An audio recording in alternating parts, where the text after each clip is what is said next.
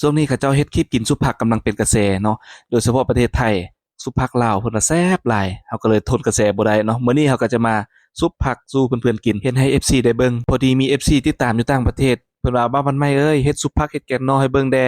พอให้หายคิดฮอดบ้านเพิ่นว่าจัดไปตามคำขอเนาะแต่ก่อนจะรับชมคลิปขอคนละไลค์คนละใจคนละแชร์เด้อฝากติดตามเพื่อเป็นกำลังใจให้ในการเฮ็ดคลิปครั้งต่อไปเด้อมื้อนี้ก็ได้ผักมาจำนวนหนึงมีผักกูดผักเนาแล้วก็ผักมันต้นเนาะ ซึ่งจำนวนหนึงก็เก็บเอาอยู่แถวอ้อมแอมเฮือนเป็นผักกูดผักหยังผักเนาผักหยังก็เมียไปซื้ออยู่ตลาดมาให้มีมะแข้งฝาแดยังขาดแต่นอข่าเนาะเพราะซ้ำก็สิครบเครื่องเลยสุผักมื้อนี้ อันดับแรกเราก็ต้องมาคางหม้อก่อนเนาะหลังจากหม้อฟดเราก็จะจ่ายเอาผักที่ว่ามันต้มน้ำเปื่อยลงไปก่อนเนาะโดยเฉพาะเป็นผักมันต้นแล้วก็มะแข้งผักคาดขึ้นเนาะหลังจากนั้นก็สิเอาผักกูดลงผักเนาลงมันสุกได้ที่แล้วก็ทำการปรุงเนาะมาตักใส่ซ้ำป้าไว้ให้มันเย็นหน่อยนึง หลังจากนั้นเราก็จะมาจี้มักเพชรหัวกระเทียมเนาะมักเพชรก็สิใส่น้อยเอาใส่ประมาณ2-3หน่วยเนาะเพราะว่ากินเผ็ดบ่ได้ใส่ปลาแดกน้อยหนึงเนาะจะต้มให้มันสุกๆแล้วก็สิใส่พอให้มันหอม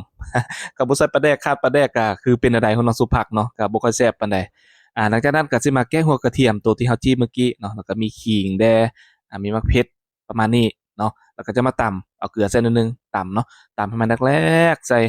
มื้อนี้ขาดมักง่าเนาะบ่มีมักง่าขาวคันมีมักง่าใส่คั่วใส่นี่โอ้ยแฮงสิหอมแฮงสิแซ่บแหละ หลังจากนั้นเราก็จะเอาเครื่องที่เราตำมาใส่เนาะแล้วก็ปลาแดกที่เราต้มมาใส่น้อยหนึงพอมันหอม บ่ผักก็หาเป็นตาแซ่บอยู่แล้วเนาะเป็นผักบ้านๆผักบ้านนาเฮามีผักกูดผักมันต้นเนาะมีผักหั่นหึ่นแล้วก็ผักนอกน้อยหนึง2-3เส้นยอดผักเน่าหอมๆเนาะมะแขงฝ่าใส่ครบเครื่องเลยตอนคนนี่ก็หอมเตะดังกรุบๆอยู่เนาะมาซิมคำแรกเนาะอันนี้บ่แม่นซิมนะมันกินเลยล่ะ คำบักใหญ่เลยเนาะมันจึงได้อรรถรสในการซิมบอกได้คำเดียวเลยว่าแซ่บสุดยอดเนาะแซ่บบ่แซ่บก็ให้เบิ่งแต่สีหน้าการซิม หลังจากนั้นเราก็จะมาตักใส่จานเนาะมื้อนี้ก็สิกินผู้เดียวหลายปานนี้เพื่อนๆว่าเฮากินหมดบ่ เดามาเบิ่งเนาะข้อยกินหมดได้นี่ เป็นจั่งใดทุกคนเป็นตาแซ่บอยู่บ่ซุปผักสีมือของบ่าววันใหม่คนพิการ เฮ็ดตามภาษาเนาะเฮ็ดอยู่กินอยู่ง่ายตามภาษาเฮานี่แหละมาเด้อกินข้าวนำกันซุปผักแซ่บๆเนาะมาสวยใส่คำทำอิฐเบิ่งทุกคน ไผติดตามอยู่จอกใดเจใดเนาะบ้านใดแขวงใดประเทศใดก็คอมเมนต์เข้ามาดิ้นนำกันเด้อให้กำลังใจซึ่งกันและกันเนาะคลิปนี้ก็เพื่อเพื่อนๆ FC ทุกๆคนที่ติดตามกดไลค์กดแชร์เนาะพิเศษนิดนึงก็คือ FC ทางต่างประเทศเนาะโดยเฉพาะอเมริกา